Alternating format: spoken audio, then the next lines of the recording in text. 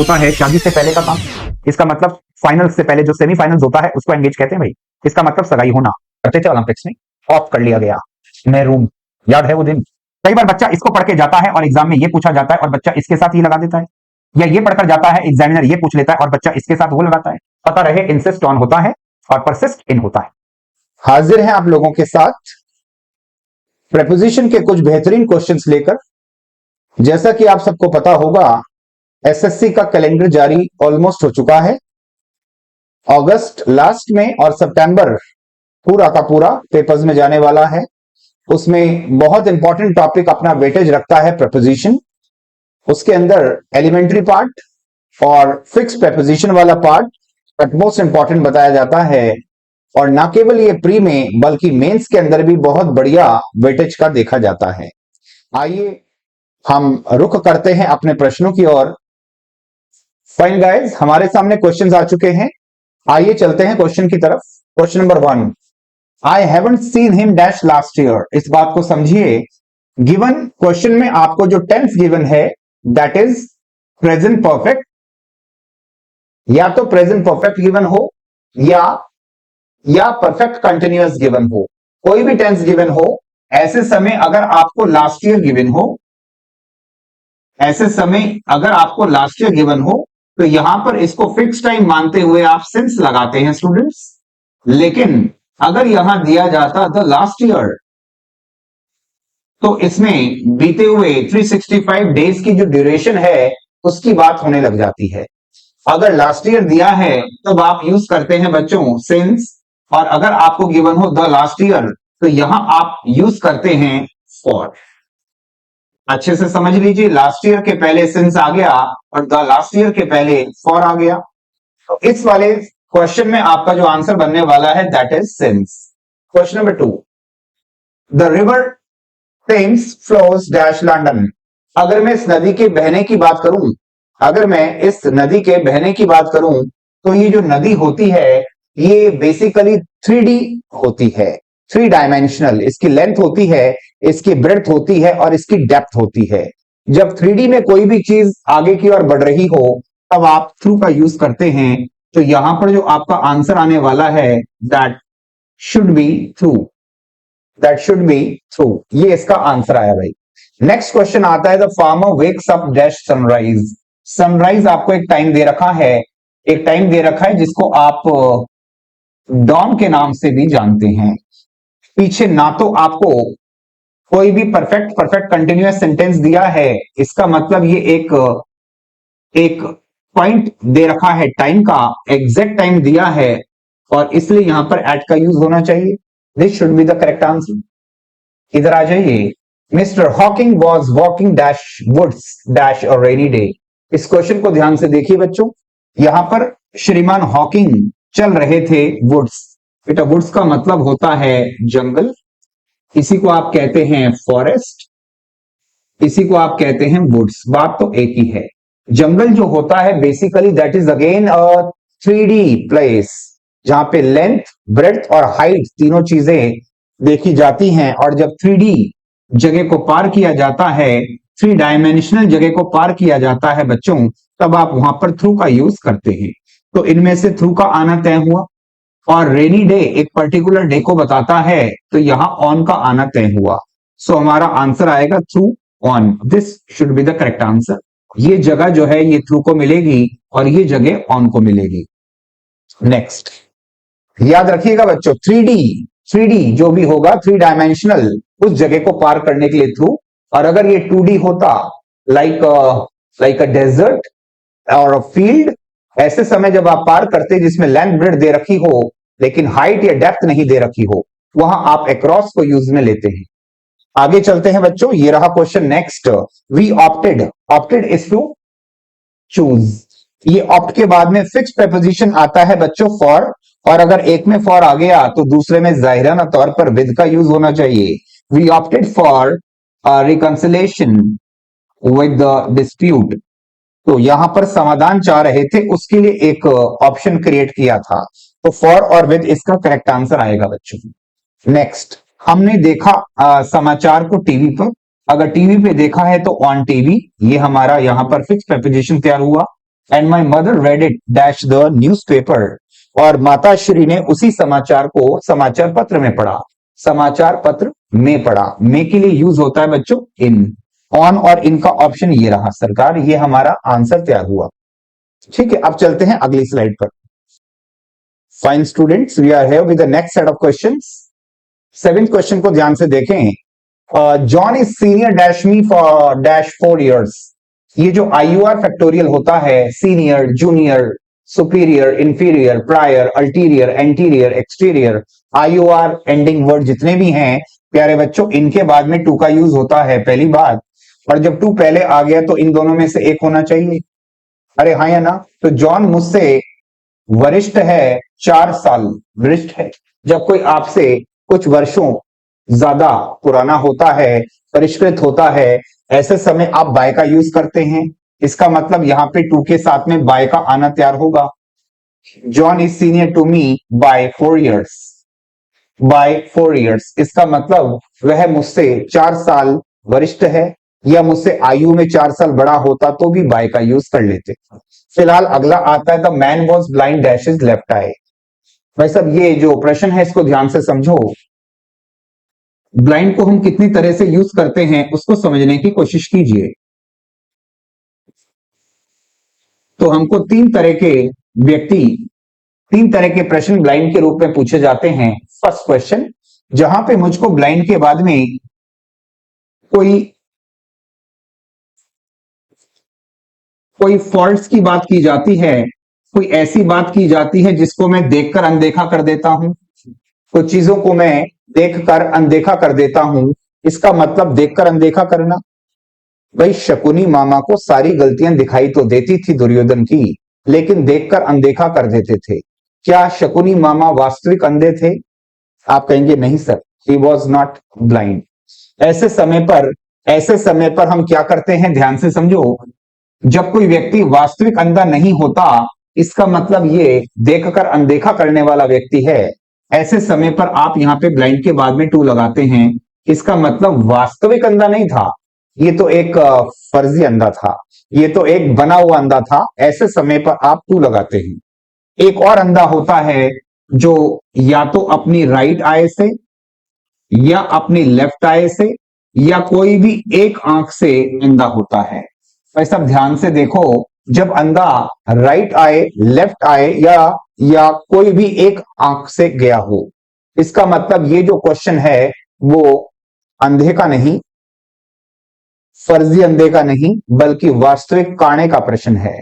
मैं कहूंगा ऐसा व्यक्ति जिसकी एक आंख काम ना करती हो उसको हम कहते हैं एक आंख से गया हुआ व्यक्ति। और ऐसे समय आप ब्लाइंड के साथ यूज करते हैं इन।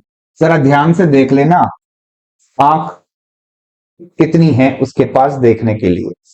अगला आता है, कई बार ऐसा होता है कोई व्यक्ति दोनों आंखों से गया होता है, तब आप ब्लाइंड ऑफ आईज को यूज में लेते हैं बच्चों। यद्यपि ब्लाइंड जो होता है आई से होता है, इसमें इसकी आवश्यकता नहीं होती, लेकिन एग्जामिनेशन में अगर आ जाए तो आपको पता होना चाहिए। मैंने आपको 3 ऑप्शन बता दिए स्टूडेंट्स। पहला, अंधा था तो नहीं लेकिन बनता ऐसा ही था जैसे अंधा हो, जैसे शकुनी मामा, तो ब्लाइंड के बाद टू आएगा। एक ऐसा व्यक्ति जो एक आंख से वाकई अंधा हो, तो उसको एक आंख से अंधा नहीं कहते, उसको एक आंख से काणा कहते हैं। तो जो वास्तविक काणा होता है वो ब्लाइंड इनके साथ सेटिस्फाई होता है, और जिसके दोनों के दोनों नेत्र ज्योति गई हो, ऐसे समय हम यूज करते हैं बच्चों ब्लाइंड ऑफ आईज। इसके बाद चलते हैं, इस क्वेश्चन को ध्यान से देखो। तो ये व्यक्ति को हमने बाई आंख से अंधा देखा, इसका मतलब ये वाला केस तैयार होता है वास्तविक ऐसा व्यक्ति जो एक आंख से गया हो, तो ब्लाइंड के बाद में आना चाहिए बच्चों इन। Next question, finding himself short. जब आपके पास पैसा कम पड़ जाता है, शॉर्ट के बाद आना चाहिए बच्चों of. Short of money he wrote dash his uncle. उसने अपने अंकल को खत लिखा, टू हिज अंकल, किस चीज के लिए? For help. Of to for is the correct answer. Next, we are related. हम एक दूसरे से जुड़े हुए हैं। रिलेटेड की बात करता हूं, रिलेटेड की बात करते हैं तो इसी को आप कह देते हैं अकिन टू, इसी को आप कहते हैं अकिन टू। रिलेटेड टू, बात एक ही है, इसका मतलब एक दूसरे से जुड़ाव है, और हम दोनों का रिश्ता एक दूसरे से शादी की वजह से है। जब शादी की वजह से होता है तो बाय मैरिज का यूज करते हैं। तो यहां पर तो यहां पे टू के बाद में बाय एक ही बार दिया है, इज द करेक्ट ऑप्शन। इसका मतलब मेरा उससे जुड़ाव शादी के कारण है। तो यहां पे रिलेशन के बाद, रिलेटेड के बाद में टू आ जाएगा, और शादी अगर वजह है तो यहां पर आप लगा देंगे बच्चों by, is the correct option. अगले क्वेश्चन पे चलते हैं।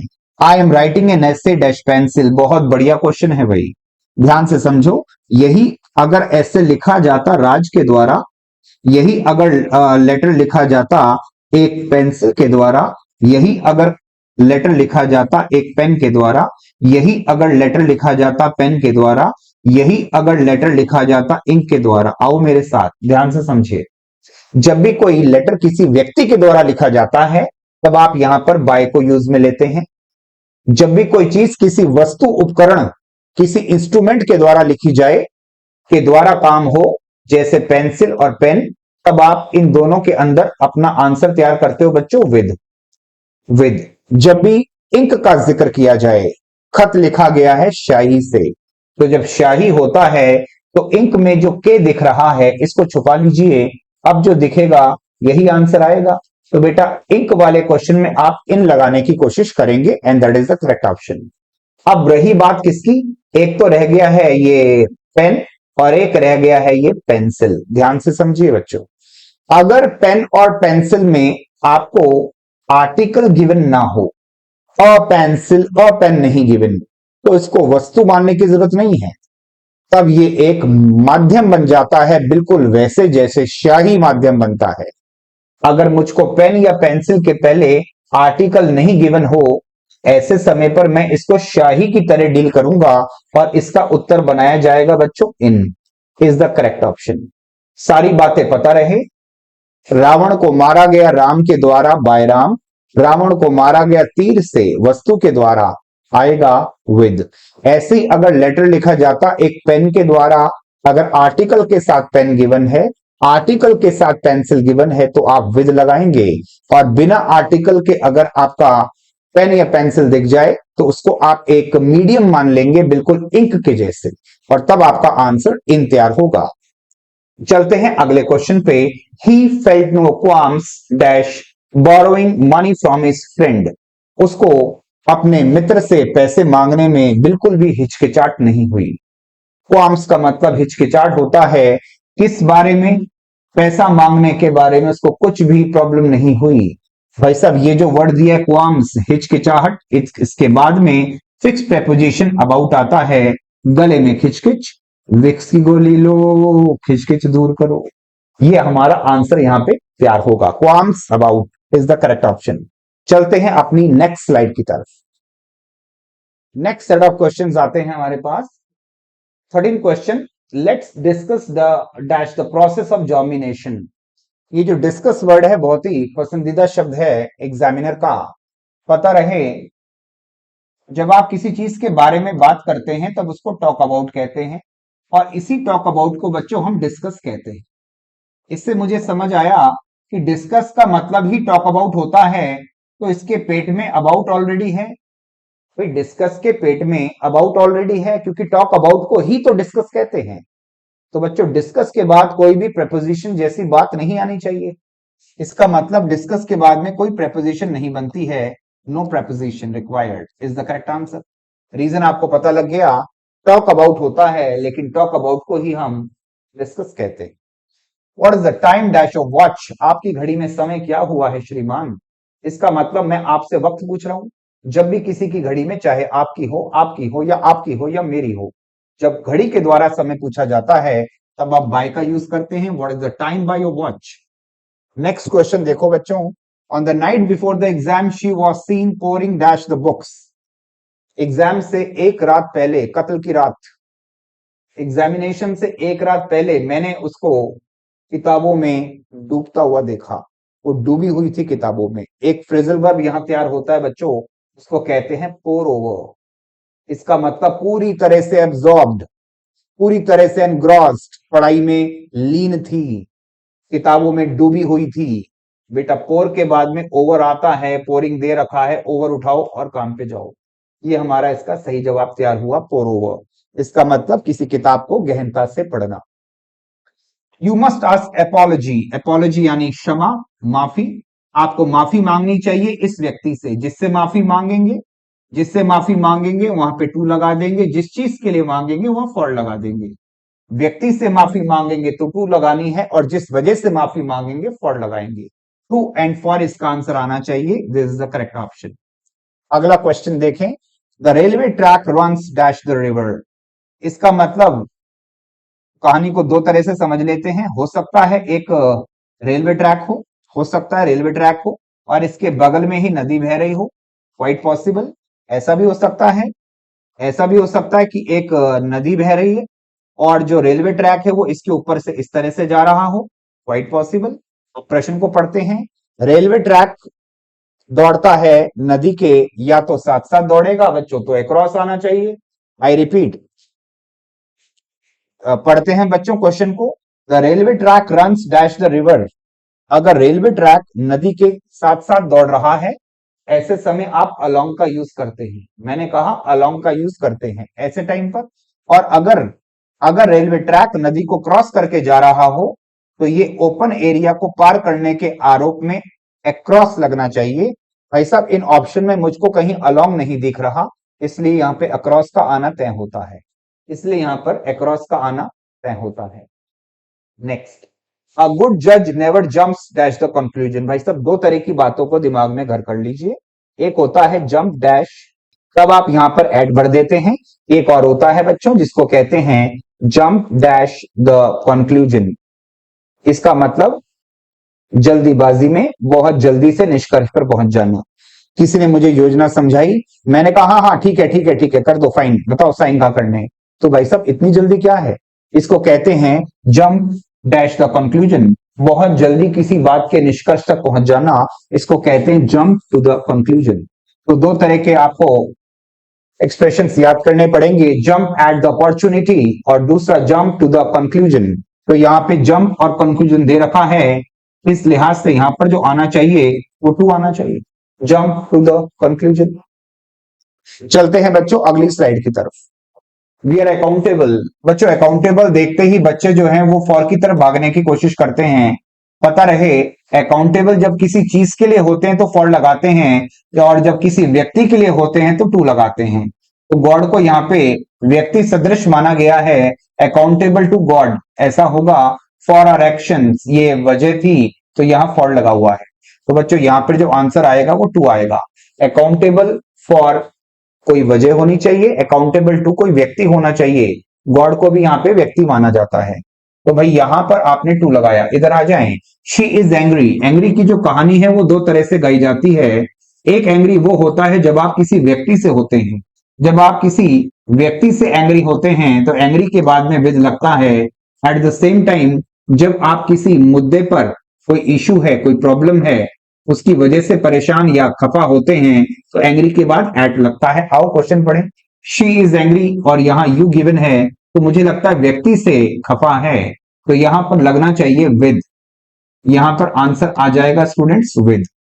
नेक्स्ट आता है the same considerations are equally applicable. Applicable के बाद में आता है to.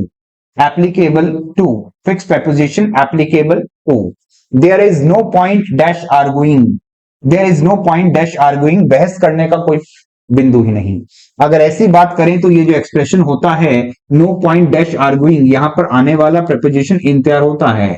There is no point in arguing. अगला आता है the public were deeply sceptical dash some of the proposals. अगर मैं स्केप्टिकल वर्ड को देखूं तो ये शक से भरे होने की बात करता है। जहां मुझे मामला डूबियस डाइसी लगता है उसकी बात करता है स्केप्टिकल। और इसके बाद में आने वाला फिक्स preposition अबाउट होगा, इस चीज के बारे में शक से भरा हुआ है। तो ये जो जगह आपको दिख रही है बच्चों, ये अबाउट के साथ सेटिस्फाई होगी। चलते हैं स्टूडेंट्स अपनी नेक्स्ट स्लाइड की तरफ। क्वेश्चन है I was apprised dash the problems my parents were facing. Apprised का मतलब होता है बी इन्फॉर्म्ड, अपडेटेड होना। सारी बातें मुझे इल्म है, मुझे पता है, मेरी जानकारी में है। मेरी जानकारी में है तो ये मामला सीपीयू से जुड़ा है। और मस्तिष्क वाले मामलों के लिए हमने ऑफ पढ़ा था। इसका मतलब जो भी मामले दिमागी तौर पे जुड़े हों उनमें ऑफ का यूज करते हैं, is the correct answer. We are sensible dash the difficulties he faces. हमें पूरी बात अच्छे से पता है कौन सी परेशानियों का उसे सामना करना होता है। इसका मतलब ये बात भी यहीं से जुड़ी है। अगर दिमाग से जुड़ी बात है तो एक बार दोबारा कोई मौका नहीं फील्डर के पास, 4 रन ऑफ आंसर आएगा। अगला देखो, ही वॉज अपब्रेडेड। अपब्रेड का मतलब होता है स्कोल्डेड। स्कोल्डेड इसी को आप कहते हैं चाइडेड, इसी को आप कहते हैं रिब्यूक्ड, इसको आप कहते हैं स्कोल्डेड, रिब्यूक्ड, इसी को आप कहते हैं बच्चों रेप्रीमेंडेड। इनमें डांटते हैं, फटकारते हैं। और जब आप किसी को डांटते फटकारते हैं, क्योंकि उसका जो रवैया है, जिस तरह से वो दिखाई दे रहा है, वो काफी बद सलीके वाला है, वो काफी अटपटा है, बड़ा वियर्ड तरह से वो दिखाई दे रहा है, उसको हम कहते हैं बच्चों स्लोवेनली। स्लोवेनली अपीयरेंस यानी दिखावा उसका जो था, उसका जो दिखने का तरीका था वो बहुत ज्यादा बेढंगा, अजीब गरीब था। इसी के लिए हम वर्ड यूज करते हैं वियर्ड, ग्रोटेस्क, बिजार, ऐसे वर्ड आते हैं स्लोवेनली के लिए। और इस चीज के लिए डाटा है, इसका मतलब यहां पे upgraded for this reason, for का यूज होगा। किसी व्यक्ति ने अपने भाई को हाथ से पकड़ा है। शरीर का अंग पकड़े जाने पर, चाहे उंगली पकड़े, कलाई पकड़े, हाथ पकड़े, गला पकड़े, पैर पकड़े, टांग पकड़े, जो पकड़ना है पकड़े, बाल पकड़े, पूंछ पकड़े, मूंछ पकड़े, अगर शरीर का अंग पकड़ा जा रहा है तो यहां पर बाय का लगना तय होता है बच्चों। Next, I suspect him dash stealing the pen. मुझे शक है कि ये जो पेन चोरी हुआ है इसके पीछे उसी का हाथ है। ये मुझे लगता है वही है। ये बात मेरे दिमाग की उपज है, और दिमाग से जुड़ी बातों के लिए अभी अभी पढ़ा था सरकार, दिमाग से जुड़ी बातों के लिए आप ऑफ लगाते हैं, इसके साथ में ऑफ आएगा, अपराइज के बाद में ऑफ आएगा, सेंसिबल के बाद में ऑफ आएगा, क्योंकि मामला मस्तिष्क का है, मस्तिष्क यानी ब्रेन का है, ऑफ लगना चाहिए। चलो बच्चों चलते हैं अपने अगले सेट ऑफ क्वेश्चंस की ओर। He got dash his illness in 2 weeks. इसका मतलब 2 हफ्ते लगे उसको अपनी इलनेस से रिकवर होने में। भाई सब रिकवर करने को आप कहते हैं रिकवर, इसी को कहते हैं बच्चों रिकपरेट। इन दोनों के बाद में आपका जो फिक्स प्रेपोजिशन है वो फ्रॉम आता है। इसी बात को जब मैं फ्रेजल वर्ब की भाषा में कहना चाहता हूं तो वहां एक बहुत ही इंपॉर्टेंट और सुंदर सा फ्रेजल वर्ब आता है गेट ओवर। इसका मतलब किसी भी दुविधा, किसी भी परेशानी से बाहर आ जाना, इसको गेट ओवर कहते हैं। तो ये दे रखा है, परेशानी बीमारी दे रखी है, ओवर लगाना है और काम पर जाना है। The wheels of the truck press dash the road. ये जो ट्रक का पहिया होते हैं बच्चों, ये जब आगे की ओर ट्रक चलता है तो क्या पहिए हवा में चलते हैं या फिर सड़क से चिपक कर चलते हैं? आप कहेंगे सर सड़क पर चिपक के चलते हैं। एक बात, क्या जब पहिया नीचे घूमता है तो क्या कोई फ्रिक्शन जैसा काम होता है? हाँ जी, क्या कोई फ्रिक्शन जैसा, घर्षण जैसा काम होता है? आप कहोगे बिल्कुल होता है सर। तो जब भी कहीं पर घर्षण जैसी बात हो, जहां पर फ्रिक्शन तैयार हो रहा हो, वहां पर आप अगेंस्ट का यूज करते हैं बच्चों।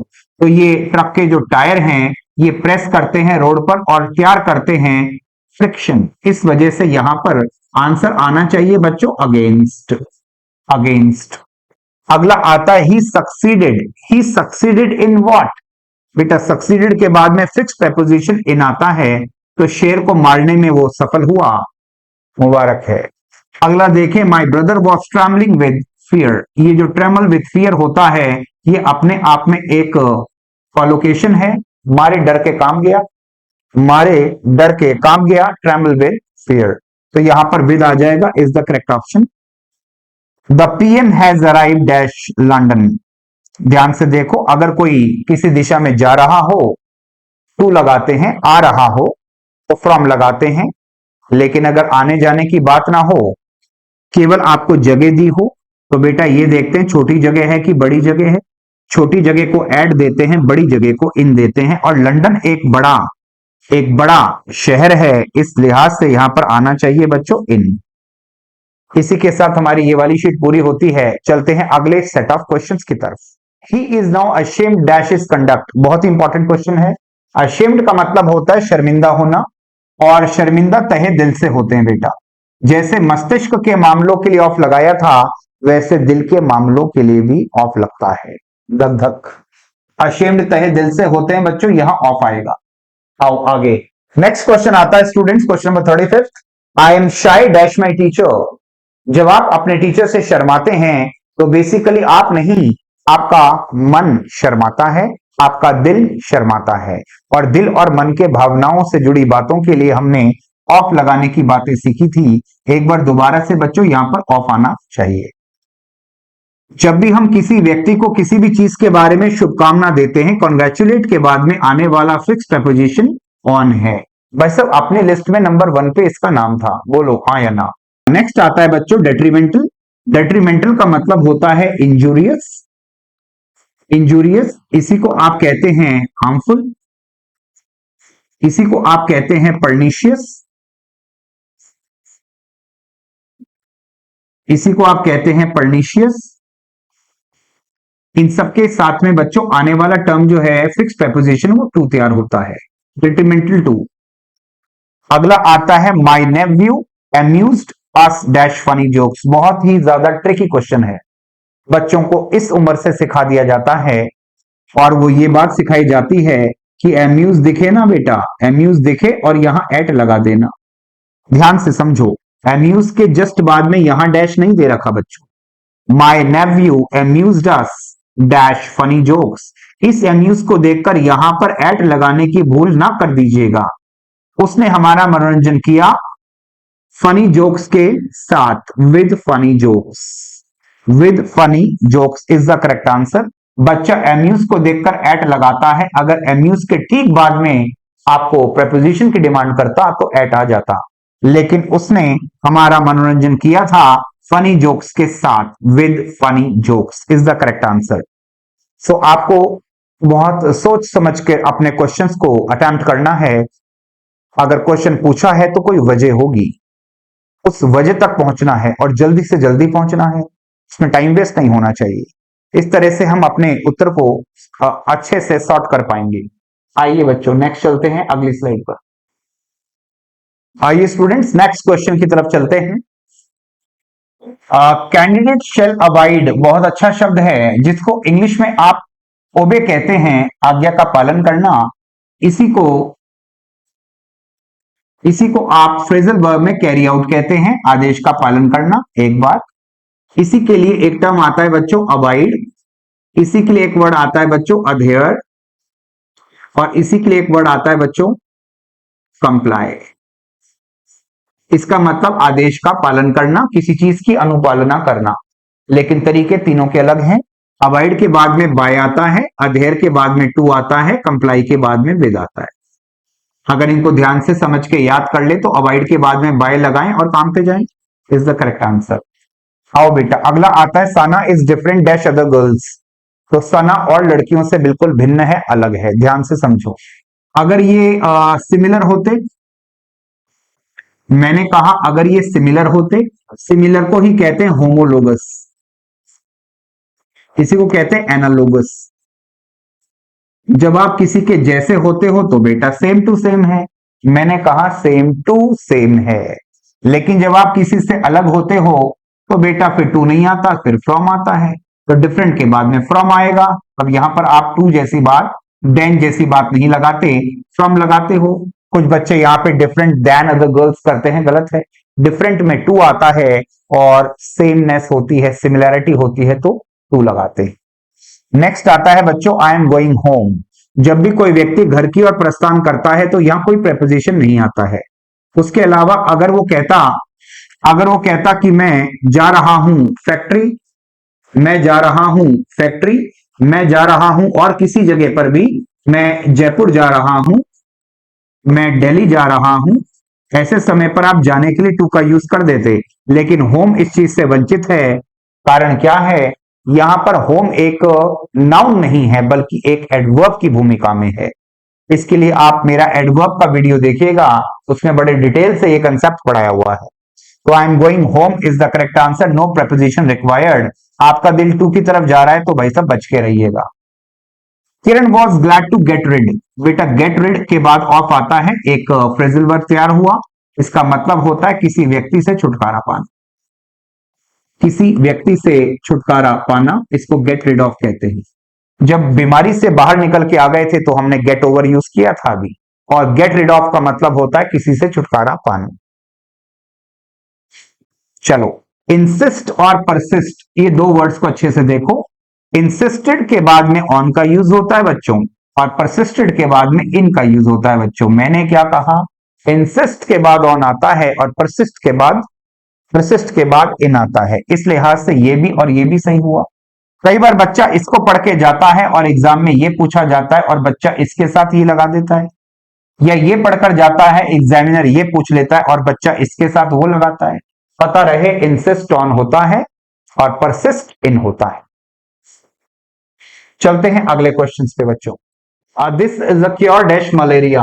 ध्यान से देखो बच्चों, ये जो टर्म होता है क्योर, इसको हम दो तरीके से देखते हैं।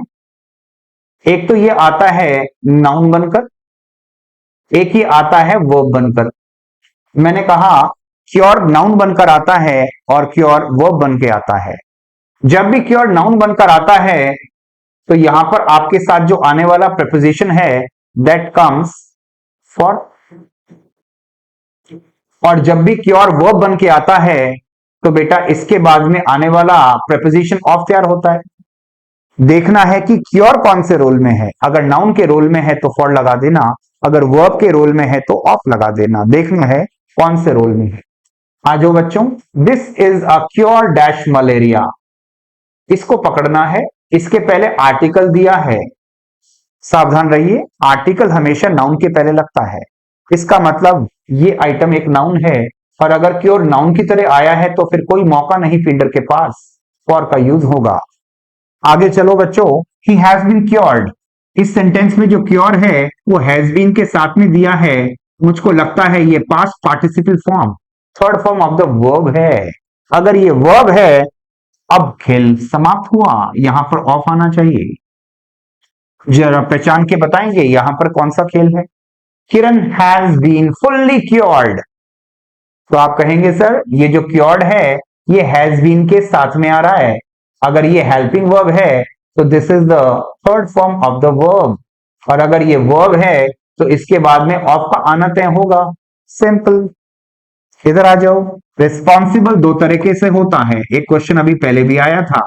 जब मैं रिस्पॉन्सिबल किसी व्यक्ति के प्रति होता हूं तो टू लगाते हैं, जब किसी बात के लिए रिस्पॉन्सिबल होता हूं तब मैं यहां पर फॉर लगाता हूं। अब पढ़े क्वेश्चन। तो Sania is responsible dash the loss, व्यक्ति नहीं कोई बात पर रिस्पॉन्सिबल है, तो बेटा यहां पर फॉर आना चाहिए, is the correct option. Responsible किसके लिए, आप कहेंगे सर प्रेसिडेंट तो कोई व्यक्ति है, तो यहां पर आप रिस्पॉन्सिबल के बाद में टू लगा देंगे, और कारण ये रहा बाद में फॉर दे रखा है, इससे अपना फिलहाल कोई कलाम नहीं। Is the point clear. तो बहुत ही ट्रिकी क्वेश्चन और बढ़िया क्वेश्चंस हैं, अगर इनके ऊपर मास्टरी करके जाओगे तो मैं सच कह रहा हूं आने वाले टाइम में, चाहे वो एसएससी सीजीएल की बात करूं, प्री की बात करूं या मेंस की बात करूं, बैंक की मैं क्लैरिकल की बात करूं, बैंक की पीओ की बात करूं, क्योंकि आजकल उसी का मौसम चल रहा है। जिसने इन टॉपिक्स को अच्छे से देख लिया, पढ़ लिया, मास्टरी कर ली, वही डिसाइड करेगा एसएससी में कि भाई साहब जेएसओ बनना है, एएसओ बनना है या डबल एओ बनना है। डिसाइडिंग फैक्टर यही टॉपिक रहने वाला है, fixed preposition, phrasal verb, mark my words. चलते हैं बच्चों अगले क्वेश्चन पे। I am sick dash job, एक होता है सिक, एक होता है बच्चों सिक विद फीवर, इसका मतलब ज्वरग्रस्त बुखार से पीड़ित। एक होता है down with fever, down with fever, एक ये केस होता है बच्चों। एक होता है सिक डैश कोई चीज, मैं तंग आ चुका हूं, जैसे यहां पर दे रखा है जॉब, मैं अपनी नौकरी से तंग आ चुका हूं, ऐसे समय सिक ऑफ जॉब। अगर कोई व्यक्ति बीमार नहीं है, केवल किसी से तंग आ चुका है, तो यहां पर ऑफ का यूज होगा, is the correct answer. Engage, okay, engage के दो खेल सीख लीजिए बच्चों। एंगेज का मतलब होता है, एंगेज का मतलब होता है शादी से पहले का काम। इसका मतलब फाइनल से पहले जो सेमीफाइनल्स होता है उसको एंगेज कहते हैं भाई। इसका मतलब सगाई होना। तो जब भी सगाई का जिक्र हो तो मैरिज की तरह ही बेटा यहां पे आता है टू। ये तो तब होता है जब किसी की सगाई की बात हो रही हो, तो सगाई होने के लिए आप टू लगाते हैं। लेकिन जब आप किसी काम में संलग्न होते हैं उसको भी एंगेज्ड कहते हैं। अब आप किसी भी काम में, किसी भी व्यवसाय में, किसी भी क्रियाकलाप बिजनेस में संलग्न होते हैं तब आप एंगेज्ड के बाद में इनका यूज करते हैं। इधर आ जाओ बेटा, वह एंगेज था अपने बिजनेस में तो ये इन आएगा।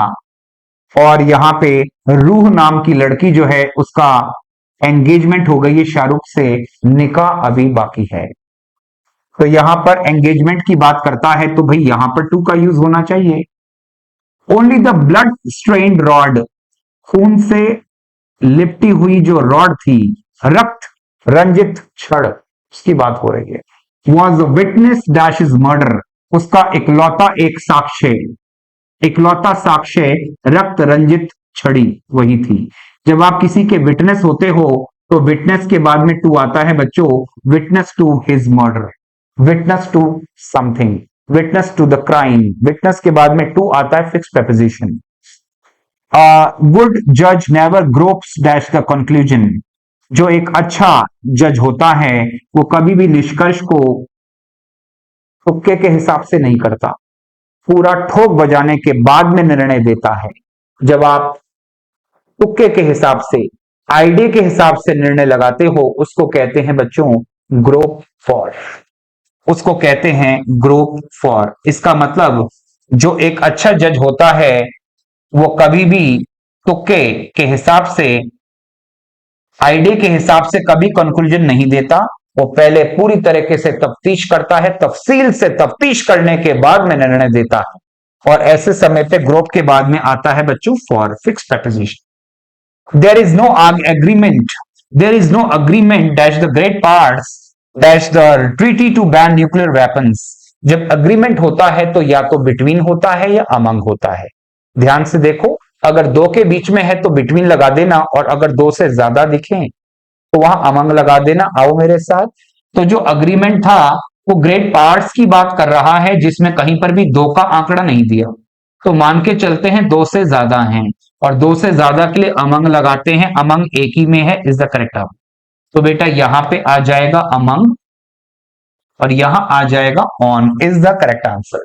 अमंग और ऑन यहां पे सही जवाब तैयार होता है। आइए स्टूडेंट्स, अग्री की अगर बात करते हैं, अग्री को हम दो तरह से देखते हैं।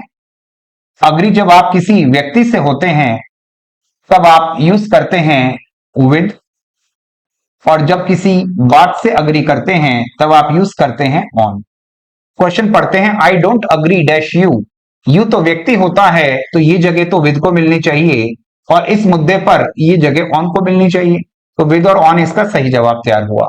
आ जाओ बच्चों, your statement is very much similar dash mine. Similar का मतलब तो होता है बच्चों सेम, जबकि डिफरेंट में हमने फ्रॉम लगाया था।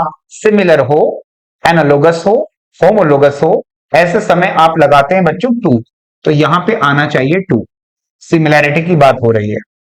The project failed for want dash money, एक एक्सप्रेशन आता है पैसों की कमी के कारण, for want of, for want of. For want of का मतलब होता है कि कमी के कारण। दोबारा, नेक्स्ट क्वेश्चन है, the project failed for want dash money, for want dash money, for want of money, पैसों के कमी के कारण। ये एक्सप्रेशन अक्सर एग्जाम में पूछा जाता है, फॉर वांट ऑफ के कमी के कारण। किसकी कमी के कारण? रिसोर्सेस कौन से हैं? मनी। तो for want of money the project failed. For want of याद करना पड़ेगा, फॉर वांट ऑफ। इधर आइए, ऑब्सेस्ड डैश ब्यूटी आ जाएगा बच्चों ये वाला, obsessed with her beauty. She is obsessed with her beauty. Obsessed का मतलब होता है एक विशेष तरह का सनक, पैशन, एक मीनिया जो सुंदरता को लेकर होता है। इसी को हम कैलोमीनिया के नाम से जानते हैं। कैलो सुंदरता की देवी, और मीनिया का मतलब होता है एक सनक, एक दीवानगी, एक पागलपन। तो इसको लेकर जो स्तन या दीवानगी होती है उसको कैलोमीनिया कहते हैं, और ऐसे व्यक्ति के लिए सी लगा देते हैं, कैलोमीनिया हो जाता है। फिलहाल विद आ चुका है। नेक्स्ट, कोप विद कंफ्यूजन देता है और बैंकिंग एग्जाम में कई बार पूछा गया है। कोप विद, कई बार हम कहते हैं नई बहू घर में आई है, इसको इस परिवार के साथ में सामंजस्य से बैठाना पड़ेगा, ऐसा कोप अप करना पड़ेगा। कुछ लोग कहते हैं कोप अप विद करना पड़ेगा, और सही होता है कोप विद करना पड़ेगा, बीच में कोई प्रेपोजिशन नहीं आएगा। कोप विद का मतलब होता है सामंजस्य से बैठाना, एडजस्टमेंट करना, तो यहां पे कोप विद आ जाएगा। इसका मतलब यहां पर कोई भी प्रेपोजिशन की दरकार नहीं है। Sometimes we have to put dash with a tartar. Tartar का मतलब होता है सवा शेर। कोई नामचीन गुंडा होता है, कोई उससे बड़ा गुंडा होता है, जो बड़ा गुंडा होता है वो ये शेर है तो वो सवा शेर है, उसको टार्टर कहते हैं। और जब सवा शेर आता है तो उसको केवल आप टॉलरेट ही कर सकते हो। टॉलरेट करने के लिए फ्रेजल वर्ब आता है पुट अप विद। इस पुट अप विद का मतलब होता है टू टॉलरेट, टू टॉलरेट। इसी को आप कहते हैं टू बेयर, बर्दाश्त करना। इसी को आप कहते हैं टू एंड्योर। बात एक ही है बेटा, बर्दाश्त करना, टॉलरेट करना, put up with. Next set of questions की ओर अगर सर नेक्स्ट क्वेश्चंस देखते हैं बच्चों। ही वॉज किल्ड, एक व्यक्ति के द्वारा मारा गया है तो बाय आएगा, और किसी वस्तु के द्वारा मारा गया है तो विद आएगा। इसका मतलब बाय और विद, ये ऑप्शन अपना सही हुआ। इधर आए sir. My uncle was afflicted dash, afflicted के साथ में विद आता है। अभी एक क्वेश्चन पहले भी एफ्लिक्टेड विद आया था, तो यहां पर आ जाएगा with. Serious illness and was confined dash bed. तो बेटा कन्फाइंड के दो तरह के खेल होते हैं। अगर कोई पिंजरे में बंद होता है तो बोला जाता है कन्फाइंड इन केज, और जब कोई बेड रिडन होता है, अपने बिस्तर पर ही लेटा रहता है, वहां से उठ नहीं पाता है, उस एक्सप्रेशन को कहते हैं confined to bed. Confined to bed. आपको देखना है पिंजरे आदि में बंद है तो कन्फाइंड इन केज, और अगर बेड पर सीमित है, उठ नहीं पा रहा है, तो वहां पर आप टू लगाते हैं। कन्फाइंड और बेड दे रखा है तो ये टू आएगा। इसका मतलब यहाँ पे विद और टू सही जवाब तैयार हुआ। आओ भाई आगे। Keep clear dash wicket boys, ये जो दुष्ट बच्चे होते हैं, जो दुष्ट बच्चे होते हैं जिनको आप डिप्रेव्ड कहते हैं, ऐसे बच्चे जो बहुत ज्यादा बदमाश किस्म के होते हैं, इनसे दूर रहना चाहिए। जब आप किसी चीज से दूरी का चित्र बनाते हैं बच्चों, तो यहाँ पे ऑफ का यूज करते हैं। क्लियर ऑफ, याद रखना ओ डबल एफ नहीं, O F. Clear of the wicket boys. इसी को आप कहते हैं कीप अवे फ्रॉम। इसी को आप कहते हैं कीप अवे, और तब आप लगा देते हैं बच्चों फ्रॉम। कीप अवे फ्रॉम या keep clear of wicket boys, of में एक ही एफ आएगा। नेक्स्ट, प्रशांत ने एक महिला को नौकरानी समझ लिया। आया कोई था, समझ कोई लिया। आया कोई था, मुझे लगा वो होगा, मैंने किसी एक्स को वाई समझ लिया। इसके लिए यूज करते हैं बच्चों फॉर का। Prashant mistook that women for his maid, तो यहां पर फॉर का यूज होगा। और यहां फ्रेजल वर्ब यूज होता है बेटा टेक एक्स फॉर वाई। किसी एक्स को वाई समझने की भूल करी तो टेक के बाद में फॉर भरा जाता है। लिख लेना, किसी एक्स को वाई समझ लिया, किसी इस व्यक्ति को वो समझ लिया गलती से, टेक के बाद में फॉर आता है, इस लिहाज से ये फॉर आएगा, फ्रेजल वर्ब है। The customer smashed his fist down dash the table. ग्राहक जो था उसने अपनी मुट्ठी को उठाकर सीधे टेबल पे मारा। तो जब ये इसको नीचे की ओर, टेबल की ओर पटक के देगा हाथ को, तो क्या यहां पे घर्षण या फ्रिक्शन नहीं होगा? आप कहोगे हाँ सर बिल्कुल होगा। और जब फ्रिक्शन होता है उस माहौल में आप अगेंस्ट का यूज कर रहे थे, आज भी वही करेंगे। Against is the correct option. Against इसमें आना चाहिए बच्चों। चलते हैं अगले क्वेश्चंस की ओर। He settled himself dash is arm chair. हमने अच्छे से पढ़ा हुआ है ये बात कि जब भी कोई व्यक्ति चेयर पे बैठता है, जब भी कोई व्यक्ति स्टूल पे बैठता है, जब भी कोई व्यक्ति डेस्क के ऊपर बैठता है, तो ऐसे समय आप यूज करते हैं भाई ऑन ऑन ऑन। हमने ये भी पढ़ा था कि अगर कोई आर्म चेयर पे बैठता है तो आर्म चेयर कोई आर्म चेयर नहीं होती बेटा, ये खास चेयर होती है। इसमें दोनों तरफ हत्थे लगे होते हैं और शायद आप उसके अंदर घुस के बैठते हैं, और अंदर घुस के बैठते हैं तो लगभग बंद एरिया के अंदर होते हैं। तो आपको इन लगाना होता, ये हमने पढ़ा था। क्वेश्चन पढ़ते हैं बच्चों। ही settled himself dash is arm chair, उसने अपने आप को आर्म चेयर में सेटल किया।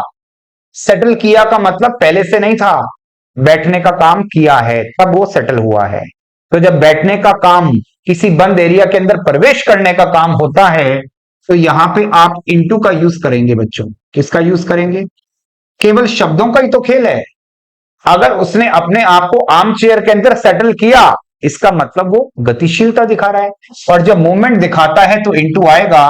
अगर ये सेंटेंस ये ना होकर ये होता he was sitting, he was sitting dash his arm chair, तब आप यहां पे इन लगाते, क्योंकि यहां पहले से बैठा था। पहले से बैठे होने के लिए इन आएगा, और जब सेटल किया है इसका मतलब बैठने का काम किया है, इसका मतलब इनटू आएगा। इधर आ जाओ, ये जो वर्ड है बच्चों, अ काम माइंड ट्रियम्फ्स डैश डिफिकल्टीज, इससे अगर विजयी श्री पानी है तो आपका दिमाग जो है वो ठंडा होना चाहिए, काम होना चाहिए, शांत चित होना चाहिए। और ट्रियम्फ का मतलब विजयी श्री होता है, जिसके बाद ओवर का यूज किया जाता है। Triumphs over difficulty. Give an example pertinent, बच्चों पर्टिनेंट का मतलब होता है रिलेटेड। रिलेटेड का मतलब सेम टू सेम, बिल्कुल वैसा। अगर वो सेम टू सेम की तरफ लेके जाता है तो टू का यूज होगा बच्चों। पर्टिनेंट टू द केस, उससे जुड़ा, उससे जुड़ा। उदाहरण दीजिए। शी वॉज एसोसिएटेड, एसोसिएटेड किसी के साथ होता है बच्चों, एसोसिएटेड के बाद विद आता है, और इसी एसोसिएटेड को हम विद के साथ हमेशा देखते हैं। अगला आता है she can't dissociate herself dash what she has done.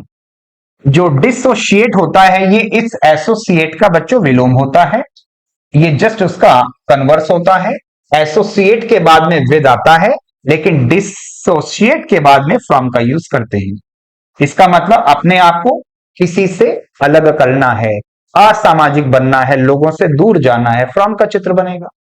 Next, he is genius, genius का मतलब he is excellent, he is good. तो जब गुड किसी चीज में जब अच्छे होते हो तो गुड के बाद क्या लगाते थे? आप कहोगे सर एट लगाते थे, भाई साहब वही बात अब जीनियस से करवा रहा है। ही इज जीनियस, इसमें काफी अच्छा है दोस्त बनाने में, इसका मतलब यहां पर जीनियस के बाद भी एट आएगा, क्योंकि गंगाधर ही शक्तिमान है। गुड एट को ही जीनियस एट कहेंगे, इज द करेक्ट ऑप्शन। तो यहां आ जाएगा बच्चों एट। प्रस्थान करते हैं अगले क्वेश्चंस की ओर। This action can bring disgrace dash you, यह हरकत तुम्हारे ऊपर कोई कलंक लगा सकती है। इधर ऑन का आना ठीक रहता है बेटा, डिसग्रेस ऑन यू, ऑन का आना यहां ठीक रहता है। रानी बीम्ड, बीम्ड का मतलब होता है अपने मम्मी पापा को देखकर, अपने मम्मी पापा को देखकर वह वह लड़की बहुत ज्यादा खुश हो गई। और जब खुश होते हैं, जब आप खुश होते हैं बच्चों, तब आप यूज करते हैं beam at, just like smile at, just like laugh at, उस तरह से ही यूज किया जाएगा। तो भाई यहां पे हमारी रानी तैयार हुई, और रानी ने अपने मम्मी पापा को जब देखा तो वो बहुत ज्यादा फूली ना समाई, तो बीम के बाद में एट आ जाएगा बच्चों। नेक्स्ट आता है the man robbed me dash my possessions, मेरी सारी संपत्तियां मुझसे लूट ली। जब कोई आपसे आपकी ही चीजों को छीन के दूर ले जाता है, आपको उन चीजों से वंचित कर देता है, आपको उन चीजों से महरूम कर देता है, आप उन चीजों के बिना हो जाते हैं, विदाउट हो जाते हैं, और तब हम ऑफ को यूज में लेते हैं। तो robbed me of my possessions लिख लेना बच्चों, एक वर्ड दे रहा हूं इसको याद कर लेना, महरूम करने पर। महरूम यानी विदाउट, किसी चीज के बिना छोड़ दिया। तो जब महरूम कोई कर जाता है जीवन में तो ऑफ। वो जो मेरे अपने थे मुझे महरूम कर गए तो ऑफ आएगा, महरूम होते ही ऑफ आएगा। He dwells too much dash past, वह बहुत ज्यादा टिका हुआ है अपने अतीत के ऊपर, रह रहकर उसका अतीत उस पर हावी होता है। ऐसे समय उत्तर आना चाहिए बेटा ड्वेल ऑन। ड्वेल ऑन इसका मतलब अतीत आपके ऊपर हावी हो रहा है, कोई चीज आपके दिमाग पे रह रहकर आती है, याद उसी की आती है, तो ड्वेल ऑन, छाया रहता है दिमाग पे वही, ड्वेल ऑन। नेक्स्ट आता है the worker refuse to go dash his master, इसका मतलब वह जो वर्कर था, मुझे लगता है पुष्पा राज झुकेगा नहीं, मुझे लगता है वर्कर ने मना कर दिया झुकने के लिए मालिक के सामने। इसका मतलब आएगा बेटा जब कोई व्यक्ति किसी के सामने झुकता है तो आपको पता होगा सरेंडर आता है, सरेंडर टू, इसी को आप कहते हैं यील्ड टू, इसी को आप कहते हैं इसी को आप कहते हैं बच्चों सकम टू। सकम टू इसका मतलब किसी ने किसी के सामने घुटने टेक दिए हैं, तो यहां पर भी वही वाला भाव तैयार कर रहा है, झुकने की बात नहीं कर रहा लेकिन बात झुकने की है, तो इसके बाद में टू का आना तैयार होगा बच्चों, इज द करेक्ट आंसर। चलते हैं अपने अगले सेट ऑफ क्वेश्चन की तरफ। रानी के चेहरे को एक्सक्यूज कर दीजिएगा। आ जाइए खिलाड़ियों, चलते हैं आगे। He was void dash parents love since he was an orphan. चूंकि वह एक अनाथ था, वह अपने माता पिता के प्रेम से शुरू से वंचित रहा, महरूम रहा।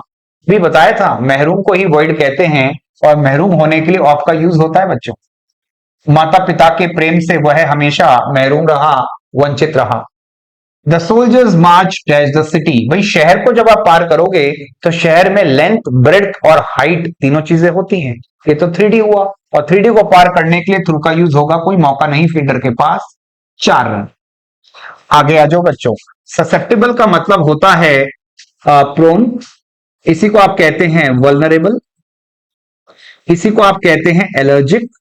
इन सारे वर्ड्स के बाद में आपका फिक्स प्रेपोजिशन तैयार होता है बच्चों to.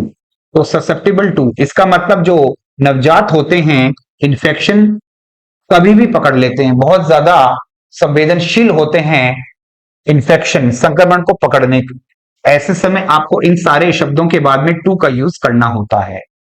He walk dash dense forest. जब आप किसी डेंस फॉरेस्ट के अंदर से निकल रहे हो तो लेंथ भी है, ब्रेड्थ भी है और हाइट भी है। 3D है, 3D है तो थ्रू आना चाहिए, पॉइंट टू बी नोटेड।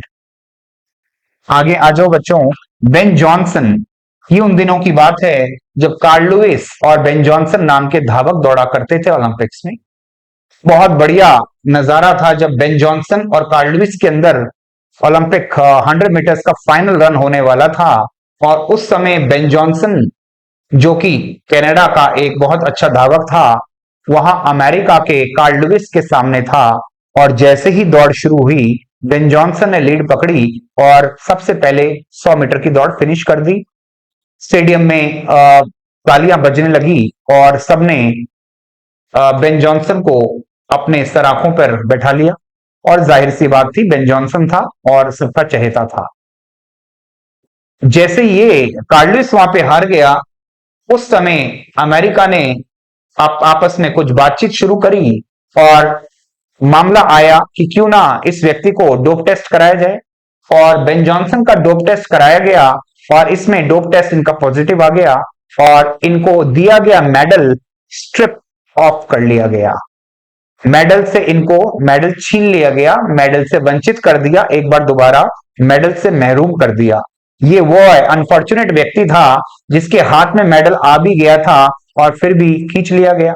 इसका मतलब महरूम वाला केस बनता है, और महरूम के लिए हमने पढ़ा था OF ऑफ आता है, डबल F मत लगाना, एग्जामिनर ये भी देता है बच के तू रहना रे, बच के तू रहना। तो बेटा बेन जॉनसन गोल्ड मेडल उससे छीन लिया गया था ड्यू टू डोपिंग, इस वजह से छीन लिया गया था, तो यहां पर ऑफ आएगा, OFF नहीं आएगा, OF आएगा। महरूम, याद है वो दिन, महरूम कर दिया गोल्ड मेडल से। हाँ आगे चलते हैं। They walk dash vast desert. Desert यानी खुला मैदान है जहां लेंथ भी है और ब्रेड्थ भी है, हाइट कोई नहीं है। इसको कहते हैं आप 2D, और 2D में आंसर आता है अक्रॉस। अगर आप इसको तसल्ली से समझेंगे तो कहीं दिक्कत नहीं है, आप इसके को एंजॉय करते हुए पढ़ेंगे तो कहीं दिक्कत नहीं है, वरना दिक्कत ही दिक्कत है। आओ मेरे साथ चलते हैं बच्चों अगले सेट ऑफ क्वेश्चंस की दो। आओ बच्चों, क्वेश्चन नंबर नेक्स्ट आता है हमारा 84। I guard dash making silly mistakes in exams. Guard, I guard dash thorns piercing your feet. ध्यान से समझो, इसमें जो गार्ड वर्ड है बच्चों वो दो तरीके से मार्केट में आता है। अगर गार्ड आप किसी फिजिकल रीजन से बचने की कोशिश कर रहे हैं, कोई फिजिकल ट्रॉमा, कोई फिजिकल इंजरी से बचने की कोशिश कर रहे हो, तो आप यहां पे गार्ड के बाद ओवर लगाते हैं। लेकिन अगर मामला फिजिकल ना होकर नॉन फिजिकल मामला हो, जहां शारीरिक क्षति की बात ना हो रही हो, नॉन फिजिकल बात हो, तब आप यहां पे अगेंस्ट को यूज में लेते हैं। बोलिए क्या पढ़ाया गया? जब भी गार्ड के सामने कोई फिजिकल इंजरी का इशारा दिया हो तब आप लगा देते हैं बच्चों ओवर, और जब नॉन फिजिकल की बात हो तब आप लगा देते हैं अगेन। अब मैंने गार्ड किया है making silly mistakes in exam, ये जो बात है ये नॉन फिजिकल है, और अगर नॉन फिजिकल मामला है तो बच्चों ये जगह अगेंस्ट को शोभा देती है।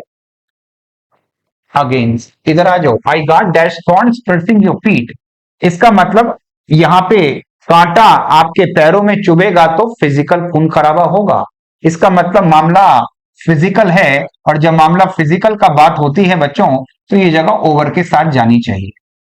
इधर आ जाओ। एलर्जिक, एलर्जिक हो, किसी चीज को लेकर एलर्जिक हो, अभी पहले भी आप वल्नरेबल थे, ससेप्टिबल थे, तब आपने टू लगाया था, इसका मतलब यहां भी टू आएगा।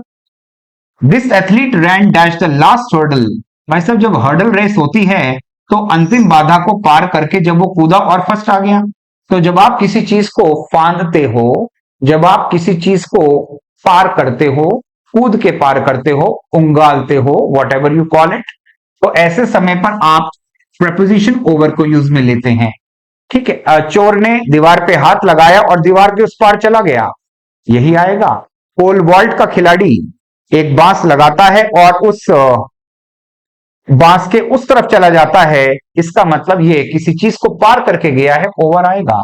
तो यहां पर ओवर का यूज होगा क्योंकि इसने किसी चीज को फांदा है, लांगा है या उंगाला है, what ever you call it, वो किया। इम्यून के बाद टू आएगा। इम्यून का मतलब हो गया किसी चीज को लेकर आपकी रोग प्रतिरोधक क्षमता गजब की है, इम्यूनिटी बढ़िया है। अगर एलर्जिक होते, कमजोरी होती तो टू आता, बढ़िया है तो भी टू आएगा। वह लड़की जो है उसकी शक्ल उसकी मां पर है, इसका मतलब वह अपनी मम्मी से शक्ल सूरत में मिलती है, इसको आप रिजेंबल कहते हैं। तो इसमें शक्ल मिल गई तो और क्या रह गया बताने को, नो प्रपोजिशन रिक्वायर्ड। याद रखना, रिजेंबल टू, रिजेंबल फॉर जैसी कोई चीज नहीं होती।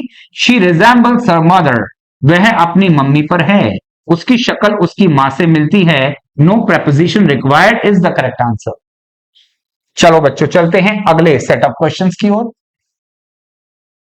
तो बच्चों इसी के साथ आते हैं हम अपने लास्ट सेट ऑफ क्वेश्चंस की तरफ, शतक की पारी की ओर। अगर आ जाओ बच्चों। His comment were germane dash the topic, germane का मतलब होता है रिलेटेड, जोमेन का मतलब होता है बच्चों रिलेटेड, इसी को आप कहते हैं रेलेवेंट, इसको आप कहते हैं पर्टिनेंट, पर्टिनेंट इसी को आप कहते हैं एपोजिट, इसी को आप कहते हैं एप्लीकेबल, और इन सब चीजों के साथ में आपका आने वाला फिक्स प्रेपोजिशन बच्चों टू तैयार होता था, और ये उसी का सिनोनिम है, इसका मतलब इसके बाद भी टू का आना तैयार होता है बेटा, जर्मेन टू। उसके जो कमेंट था वो इस टॉपिक के बिल्कुल रेलेवेंट था, प्रासंगिक था, रिलेटेड था। आओ आगे चलते हैं। ही प्रिसाइडेड डैश द फंक्शन, तो जब भी कोई कार्यक्रम हुआ करता है तो आप बुलाते हैं किसी मुख्य अतिथि को, चीफ गेस्ट को, वो आते हैं, फीता काटते हैं, अपनी फॉर्मेलिटीज करते हैं और अपने रास्ते निकलते हैं। लेकिन एक व्यक्ति ऐसा भी होता है जो पूरे कार्यक्रम को ऑब्जर्व करता है और वो कार्यक्रम की अध्यक्षता करता है, ऐसे व्यक्ति को आप कहते हैं प्रिजाइडिंग ऑफिसर, इसी को प्रेसिडेंट कह दिया जाता है, कार्यक्रम का अध्यक्ष। और जो भी व्यक्ति ये काम करता है कार्यक्रम की अध्यक्षता करना, तो प्रिजाइड के बाद में ओवर का यूज होता है, लिख लीजिए बच्चों, कार्यक्रम की अध्यक्षता करना, preside over. Next, he had to resort dash thievery, मजबूरी में जब आप किसी चीज का मन से तो नहीं लेकिन मजबूरी में सहारा लेते हो, उसको रिजॉर्ट कहते हैं, और तब इसके बाद में रिजॉर्ट के बाद में टू आता है। अगर मैं किसी के ऊपर निर्भर रहने की बात करूं तो बेटा डिपेंड आता है, ऑन लगाते हैं, डिपेंडेंट होता है, ऑन आता है। लेकिन जब मजबूरी में किसी चीज के ऊपर आपको आश्रित रहना पड़ता है तब रिजॉर्ट बोलते हैं, तब इसके आगे आप टू लगाते हैं। तो बेटा ये मजबूरी में किसी चीज का सहारा लेना पड़ा, रिजॉर्ट टू। ये वो रिजॉर्ट नहीं है जहां पर आप मजे करने, घूमने फिरने, सैर सपाटे के लिए जाते हो फ्रेंड्स के साथ, ये वो नहीं है बच्चों। यू आर एंटाइटल्ड, एंटाइटल्ड के बाद में टू आता है, इसका मतलब किसी काम के लिए पात्र होना। किसी काम के लिए पात्र होना, entitled to, you are entitled to sit in my class, entitled to sit in my class, पात्र हैं, एलिजिबिलिटी रखते हैं। हर condition was tantamount dash mine, tantamount का मतलब होता है बच्चों दोबारा से सेम, जो उसका हाल है वो मेरा हाल है, इसका मतलब दोनों का हाल बिल्कुल बराबर है, या मैं कहूं तो दोनों का हाल बेहाल है। जब दोनों का हाल बेहाल होता है बच्चों, तो मैं इसमें दोनों की स्थितियों की समानता दर्शाता हूं, और अक्सर ये बात नेगेटिवली होती है बच्चों, ये बात अक्सर आपको गम में डूबी मिलती है, जो तेरा हाल है वो मेरा हाल है, जितना तुम परेशान चल रहे हो उतना ही मैं परेशान चल रहा हूं, इसको कहते हैं टेंटमाउंट। इसका मतलब आपकी जो स्थितियां हैं उसकी समानांतरता की बात हो रही है, चाहे नेगेटिव ही सही, इधर आ जाएगा to, that means we are sailing in the same boat, हम एक ही कश्ती में सवार हैं, जो तेरा हाल है वो मेरा हाल है। तब आप टेंटमाउंट के बाद में टू लगाकर काम पे चलते हैं बच्चों। इसी के साथ हमारे धुआंधार 100 क्वेश्चंस पूरे होते हैं, और एग्जामिनेशन के लिए these are very very very very important. एक बार इस सीरीज को देख के जाइएगा, अपने लिए पढ़ के जाना और अपने अपनों को भी फॉरवर्ड कर देना, शेयर कर देना, उनके भी काम का होने जा रहा है ये वाला टॉपिक जो हमारा रहा आज का। और ऐसे ही यूजफुल वीडियोस आपके साथ एग्जाम से पहले पहले और लेके आने जा रहे हैं बहुत जल्दी। Stay tuned. Thank you so much guys.